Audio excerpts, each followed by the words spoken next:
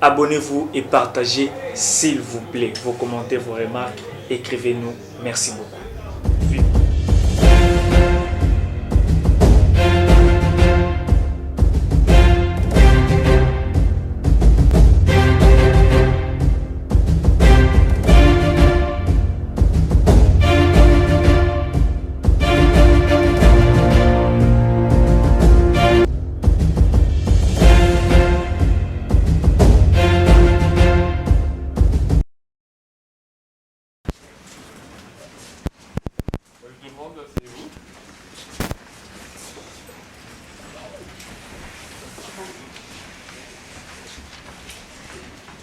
Chers collègues social pour le lancement officiel de la campagne de vaccination contre l'épidémie de la mpox, appelée aussi variole simienne, qui affecte notre pays depuis plusieurs mois.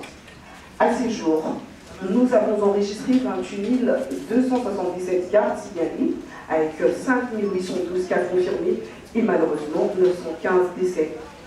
Face à cette crise sanitaire, le gouvernement, sous la direction du ministère de la Santé, a pris de mesures fermes et déterminantes pour freiner la propagation du virus, protéger notre population la plus vulnérable. L'objectif de cette campagne de vaccination étant de stopper l'épidémie et prévenir de nouveaux cas. Nous aurons en cours de cet événement l'opportunité d'entendre des explications précises sur cette campagne. Sans pour autant tarder, j'invite le ministre de la Santé, Hygiène et Prévoyance sociale, le Dr Samuel Roger Kaba, à prendre la parole. Chers collègues journalistes. Avec à peu près 988 décès. Ceci depuis le début de l'année 2024. On a des cas qu'on a notifiés quasiment dans toutes les provinces, en sachant qu'il y a des provinces qui sont plus touchées les unes par rapport aux autres. Deuxièmement, je rappelle qu'on a deux types de virus qui circulent. Il y a le virus de type 1, on appelle clade 1A, qui est celui que nous connaissions depuis toujours, qui évoluait par épidémie dans les zones périforestières, notamment dans le nord. Et puis, il y a cette mutation avec le virus 1B, qui évolue plutôt dans la zone de l'Est. On se rend compte que le virus qui est dans la zone de l'Est, qui est plus à transmission sexuelle, a une capacité de se répandre beaucoup plus rapide, tout simplement du fait que ces symptômes sont très discrets au début, ce qui fait que les gens n'ont pas le temps nécessairement de remarquer cela avant de contaminer les autres. L'autre élément très important, c'est le fait que les enfants soient quand même le plus touchés, et ceci suite à la contamination avec les adultes. Et d'ailleurs, malheureusement encore, ce sont les enfants qui décèdent le plus. On a presque 70% de décès des enfants de moins de 5 ans. Alors ceci met la pression sur notre système parce que c'est quand même important de sauver nos enfants le plus rapidement possible. Ce qui fait qu'au-delà des gestes barrières que nous connaissons, c'est-à-dire qu'il faut se laver les mains très régulièrement, c'est-à-dire qu'il faut se désinfecter quand on peut utiliser des produits hydroalcooliques, c'est-à-dire qu'il faut éviter des contacts très très serrés avec les personnes malades. Quand on parle de contacts serrés, c'est les personnes qui peuvent qui peuvent porter les mêmes habits, qui peuvent dormir dans le même lit, qui peuvent utiliser les mêmes draps. Ces personnes-là, effectivement, ils se mettent beaucoup plus à risque. Donc, ce sont des gestes qu'il faut éviter. Au-delà donc de toutes ces protections, on va dire passives, mais qui sont très importantes, il y a aussi la vaccination.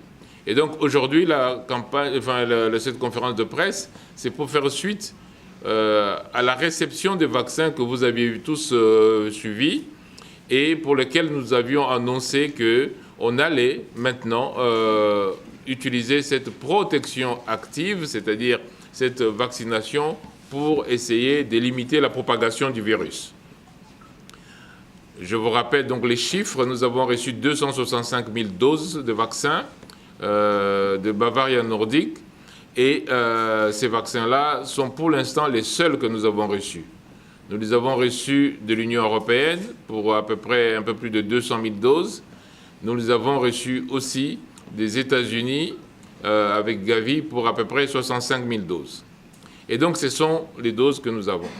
Les besoins sont beaucoup plus importants. Vous pouvez imaginer que dans un pays de 100 millions d'habitants, ce n'est pas avec 265 000 doses qu'on résout le problème. Mais c'est déjà assez pour commencer dans les zones les plus touchées à protéger la population. Nous attendons que le deuxième lot de vaccins Bavaria Nordique qui nous a été annoncé par la France de 100 000 doses arrive, mais nous attendons plus encore les 3 millions de doses que le Japon a promis et pour lesquelles effectivement nous avons déjà fini toute la procédure et c'est seulement la partie logistique maintenant pour que le vaccin soit livré. Alors, quand nous avons reçu les vaccins, immédiatement nous avons mis en place la préparation au plus près de l'exécution, ce qu'on appelle donc la micro-planification, jusqu'à ce que la personne soit vaccinée. Et cette micro-planification est maintenant terminée et c'est pour cela que nous lançons à partir de demain, le 5 octobre, la campagne de vaccination.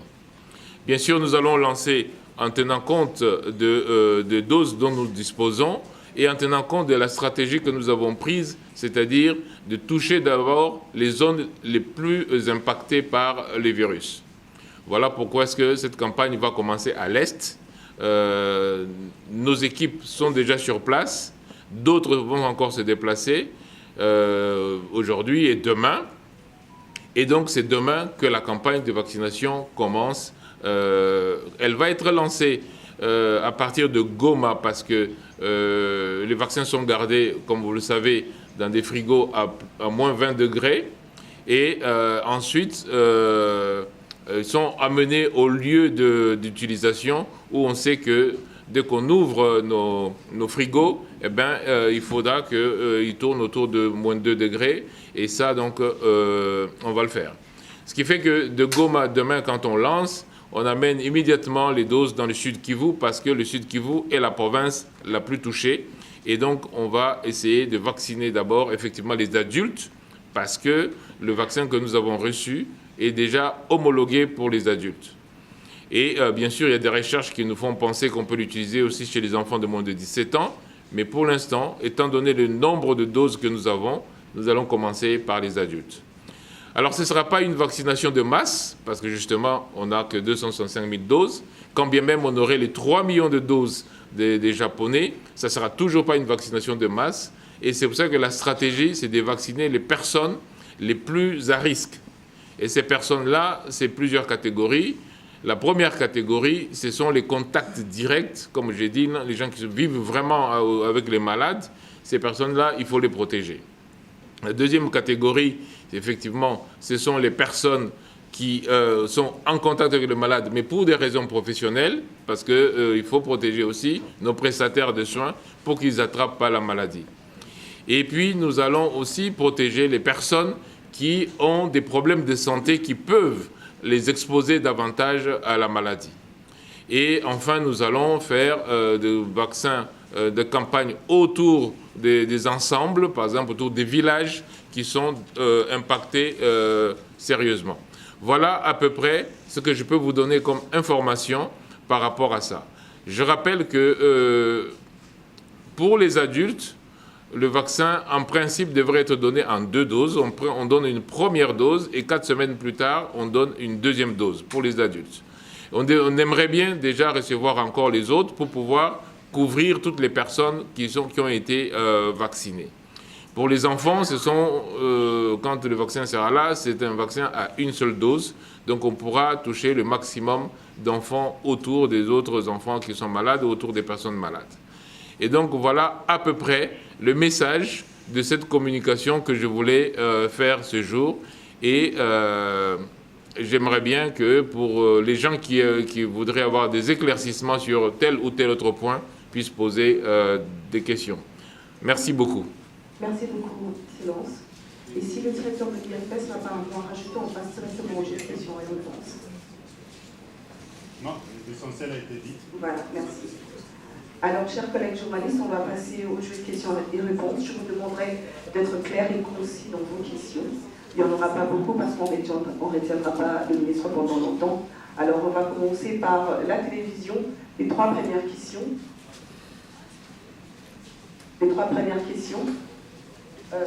On a M. Bill Mwamba de B1. Vous présentez et vous posez votre question.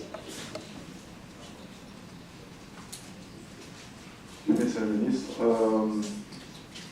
c'est Bill Mwamba de B1. Ma question est directement par rapport aux statistiques qui présentent d'abord les enfants comme étant le plus fragile, avec 70% des décès, mais la priorité est donnée aux adultes. Et depuis l'arrivée de vaccin, vous en avez parlé, est-ce que jusqu'à ce jour, les essais sur la possibilité de vacciner les enfants n'ont pas encore abouti?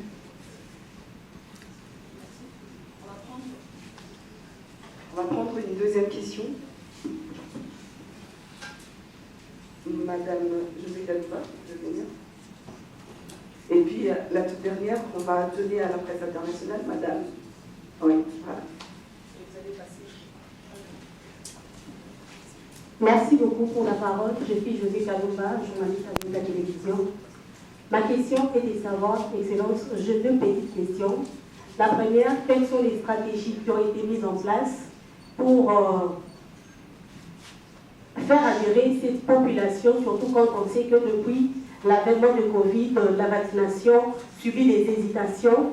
Donc, quelle est la stratégie qui a été mise en place pour faire face aux hésitations vaccinales, surtout dans les zones ciblées? Et la deuxième question, nous sommes là, on parle de Mpox, on sait bien que c'est une zoonose. Qui dit zoonose appelle à une approche multisectorielle pour l'éradiquer. Est-ce que dans cette riposte, l'approche One Health est prise en compte? Sinon, qu'est-ce que vous faites pour opérationnaliser cette stratégie? Merci.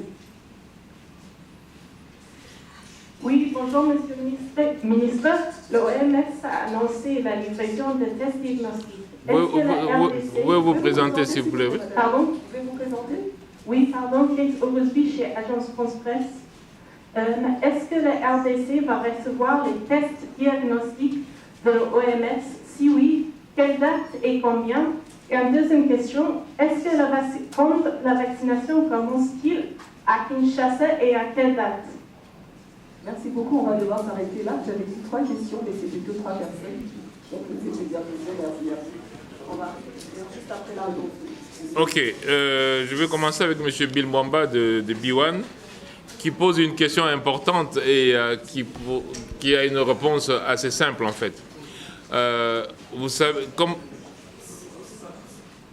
quand on prend le clade 1B, par exemple, celui qui est plus à l'est, on vous a dit que c'est un virus qui se contamine plus par voie sexuelle. Donc ce sont les adultes qui se contaminent et qui contaminent les enfants. Donc l'idée, ce n'est pas de vacciner l'enfant qui est déjà contaminé. L'idée, c'est de protéger l'enfant qui n'est pas encore contaminé. Donc quand on vaccine l'adulte, on protège l'enfant de la contamination. Ce n'est pas qu'on donne priorité aux adultes. C'est d'abord que, premièrement, le vaccin qu'on a est homologué chez l'adulte. Mais surtout, la stratégie, c'est d'éviter que le virus continue à circuler. Et donc, pour qu'il ne circule pas, on vaccine les gens qui se contaminent en premier et qui contaminent ensuite les autres. Et l'adulte, surtout pour le cas de transmission sexuelle, est celui qui va se contaminer. Donc, quand on le protège, on protège aussi l'enfant. Mais pourquoi est-ce qu'il y a beaucoup d'enfants qui sont touchés? Parce que tout simplement, les enfants sont beaucoup plus fragiles. Leur système de défense du corps, ce qu'on appelle le système immunitaire, n'est pas encore assez développé, ce qui fait qu'ils attrapent le virus plus facilement. Regardez toujours, même en dehors des Mpox, dans nos villes, vous allez voir que les petits-enfants sont souvent malades. Tout simplement parce que leur système de défense n'est pas encore développé. C'est pour ça qu'on donne tous les autres manguelés, tous les autres vaccins qu'on connaît, de rougeole, rubéole, varicelle, parce que tout simplement, leur système de défense n'est pas encore bien développé. Mais on les protège en évitant que les adultes ne se contaminent pour les contaminer eux aussi. Donc ce n'est pas qu'on donne priorité aux adultes, C'est vraiment le mode de contamination qui nous fait choisir cette approche. Alors maintenant, pour la stratégie mise en place, et ça c'est José Kalumba qui pose la question, stratégie mise en place pour l'hésitation vaccinale. Je voudrais vraiment que notre population comprenne une chose. Oui, il y a eu une grosse hésitation vaccinale avec Covid. Oui, il y a eu beaucoup d'infox au niveau des réseaux sociaux. Mais je voudrais quand même que, et je l'ai dit hier quelque part en disant que nos populations commencent à comprendre quand même qu'on doit aller en profondeur quand on parle des choses importantes comme la vaccination. Nous savons, dans cette salle, tout le monde qui est dans cette salle a été vacciné. A été vacciné étant petit. Ces vaccins-là sont produits par les mêmes personnes qui produisent les vaccins qu'on donne aux adultes. Alors je ne comprends pas déjà pourquoi c'est quand on dit on va vacciner un adulte, il dit on veut me tuer. On veut, en tout cas, on veut réduire la population. La vaccination, c'est le meilleur moyen que nous avons, nous, médecins, trouvé depuis plus de 200 ans pour éviter les maladies infectieuses. Et la variole dont nous parlons aujourd'hui, qui est celle du singe, fait suite à une autre variole qui a tué des millions de gens, qui était la variole humaine. Et cette variole humaine a été stoppée avec la vaccination. Et on nous a tous vaccinés, moi quand j'étais encore petit, à l'école primaire, on nous a tous vaccinés contre la variole humaine. Et d'ailleurs, on voit aujourd'hui que la variole humaine pour laquelle on a vacciné les gens, ces gens qui étaient vaccinés contre la variole humaine attrapent très peu ou n'attrapent même pas la variole de singe. C'est pour cela qu'aujourd'hui, par exemple, quand vous regardez les personnes contaminées, c'est plus les enfants de moins de 15 ans. Parce qu'ils n'ont pas été vaccinés contre la variole humaine, qui protège un peu aussi, et on le voit maintenant, contre la variole du singe. Donc, se faire vacciner, ce n'est pas prendre le risque. Ne pas se faire vacciner, c'est prendre le risque. Mais bien entendu, sur les réseaux sociaux, il y a beaucoup de choses que n'importe qui se lève, il vous dit « Attention, on veut vous faire ceci. Attention, on veut vous faire ça. » Alors, pourquoi je dis que le Congolais doit commencer à aller en profondeur quand on lui dit quelque chose? C'est que je vais vous donner un élément précis que vous allez utiliser comme argument de campagne. Regardez comment notre population augmente en nombre. On appelle ça la croissance de la population. 1960, nous étions 15 millions d'habitants. 1960, quand on prend l'indépendance. Aujourd'hui, nous sommes à plus de 100 millions d'habitants. Et cette population a toujours augmenté. Et pourtant, il y a eu beaucoup de campagnes de vaccination. Pourquoi est-ce qu'aujourd'hui, on va dire, OK, on va diminuer la population en vaccinant? Mais c'est juste impossible. Imaginons, nous recevons 3 millions de doses et on vaccine 3 millions de personnes. Et ces 3 millions de personnes, on nous dit, on va les éliminer avec la vaccination. OK, imaginons même cela. Ils disparaissent. Nous restons toujours à 100 millions. Est-ce que le pays va disparaître parce que... donc ça montre bien que le raisonnement n'est pas bon. Mais c'est important que j'aille dans ces détails parce qu'il y a beaucoup d'intoxications et beaucoup de choses qui sont affirmées. Et souvent, les gens prennent ça pour des vérités. La vérité, c'est que le Congolais, aujourd'hui, nous vivons jusqu'à 60 ans à peu près. Donc c'est ça notre âge moyen, qu'on appelle l'espérance de vie. Et une des raisons pourquoi nous avons cette espérance de vie faible, c'est parce que nous avons beaucoup de nos petits-enfants qui meurent très tôt, parce que notre taux de vaccination pour les enfants n'est pas encore élevé. Quand vous regardez les autres pays d'Afrique qui vivent plus longtemps que nous, eh bien, vous voyez qu'une des raisons, c'est que la santé, la prise en charge, la vaccination, surtout des tout-petits, est très développée. Et donc, c'est vraiment important que ce message de clarté commence à passer. Il ne faut pas qu'on écoute n'importe qui n'a pas la connaissance du tout du monde de la santé et qui vous dit « Attention, on veut vous faire ceci, on veut vous faire cela ». Moi, je ne connais pas, et vous pouvez aller vérifier. Maintenant, vous êtes des journalistes d'investigation, vous pouvez prendre tout le temps, regarder sur Internet comment la population congolaise augmente en nombre et regardez à quel moment cette population a été diminuée par un vaccin. Et pourtant, nous avons eu beaucoup de Mangwele, beaucoup de vaccins. À quel moment est-ce qu'on a vu même une petite diminution? Et enfin, vous pensez vraiment que si on vaccine les gens et puis 100 personnes meurent, vous n'allez pas le savoir? 200 personnes meurent, on ne va pas le savoir? Alors, pourquoi est-ce qu'on nous raconte des histoires et puis nous pensons que c'est vrai? Alors, la stratégie, c'est de communiquer parce qu'il y a beaucoup d'intoxication, madame. Donc, la stratégie pour éviter l'hésitation vaccinale, c'est de bien communiquer. Une autre chose que je pourrais dire par rapport à ce vaccin n'est pas nouveau. Ce n'est pas un vaccin qu'on a fait maintenant parce que les Congolais ont commencé à tomber malades. Ce vaccin a été développé quand l'Europe et les États-Unis ont eu la même maladie que nous avons aujourd'hui. Parce que les gens oublient beaucoup, et je le répète, c'est que l'OMS, en 2022, a déclaré une épidémie de portée internationale qui frappait les États-Unis et l'Europe. Et c'est là qu'ils ont développé le vaccin, et c'est là qu'ils se sont vaccinés, et c'est après leur vaccination qu'on a vu que le nombre de cas a diminué chez eux, et finalement l'OMS a levé cette alerte de niveau international. C'est le même vaccin-là que nous n'avons pas eu en ce moment-là, quand maintenant les cas ont commencé à augmenter chez nous. Et c'est pour cela que nous avons demandé, mais donnez-nous votre vaccin là, que vous avez utilisé chez vous là. Comme ça, nous allons aussi nous protéger. Il faut savoir que ces vaccins coûtent horriblement cher. Et les pays ont du mal à nous les donner. C'est nous qui les demandons, ce n'est pas qu'on nous les donne, c'est nous qui les demandons. Vous voyez, on a 265 000 doses et nous avons besoin de plusieurs millions de doses. Pourquoi? Parce qu'ils coûtent trop cher et les pays hésitent à nous les donner parce qu'ils vont se dire, oh, d'ailleurs, de toute façon, ils vont encore nous dire qu'on veut les tuer, S'il vous plaît, passez le bon message. Pourquoi est-ce qu'on vaccine? Nos mamans, tous les jours, vont à la campagne de vaccination, on appelle ça les Mangwele, ils vont tout le temps là-bas, tous les jours ici avec nos enfants, on ne les tue pas, et vous allez penser qu'on va tuer les adultes. Donc, sincèrement, l'hésitation vaccinale, on peut la comprendre parce qu'il y a beaucoup d'intoxication, mais nous pouvons réfléchir derrière en disant, est-ce qu'il y a un moment où est-ce que la population a été diminuée avec la vaccination? On n'a qu'à regarder notre histoire, je viens de vous dire, 15 millions en 1960, plus de 100 millions aujourd'hui. À aucun moment, on a diminué la population. Pourquoi on va le faire aujourd'hui? Il faudra diminuer le Congolais de combien de gens pour qu'on dise, OK, maintenant le Congo a été dévasté. C'est impossible de diminuer la population congolaise avec cette méthode-là. Je ne vois pas comment on va le faire. Pourquoi les autres pays d'Afrique se vaccinent sans qu'on cherche à les diminuer? Pourquoi seulement les Congolais? Il faut quand même qu'à un moment, les Congolais puissent dépasser ce niveau d'intoxication et puissent prendre conscience de ce qui est la réalité au niveau de la santé publique. Vous avez posé une deuxième question, madame, sur les zoonoses.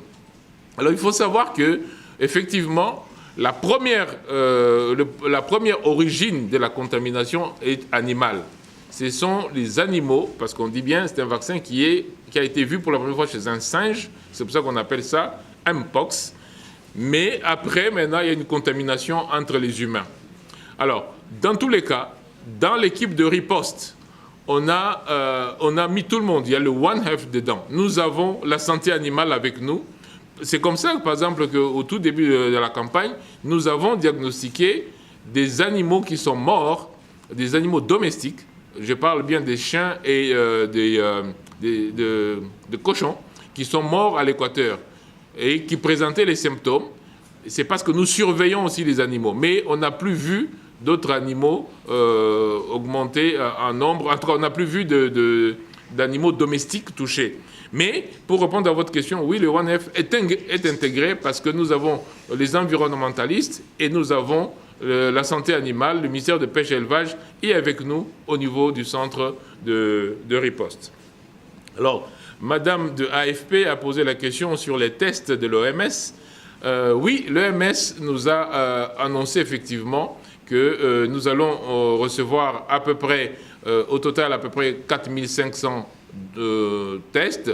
Mais à côté de ça, l'Africa CDC, c'est 3500 tests. Mais nous sommes en train d'augmenter le nombre de tests. Et donc, oui, l'OMS a proposé ces tests-là et nous sommes contents de cela. Et nous espérons que d'autres bailleurs vont aussi intervenir parce que Notre problème, c'est de faire la différence entre une maladie éruptive autre, par exemple la rougeole, la varicelle, et une confirmation de Mpox. Pour l'instant, toutes les maladies qui donnent des boutons, nous supposons que c'est Mpox. Comme ça, nous faisons une approche maximale. Mais là-dedans, nous savons qu'il y a des maladies qui ne sont pas Mpox. Or, ces maladies-là, pour le savoir, c'est vraiment le testing. C'est pour ça que nous avons besoin de beaucoup de testing. Et d'ailleurs, nous avons demandé à l'UNICEF et à tous les autres de s'investir dans le testing parce que ça nous permet de discriminer, de faire la différence entre Mpox et les autres maladies éruptives. Kinshasa sera vacciné aussi, la microplanification est faite.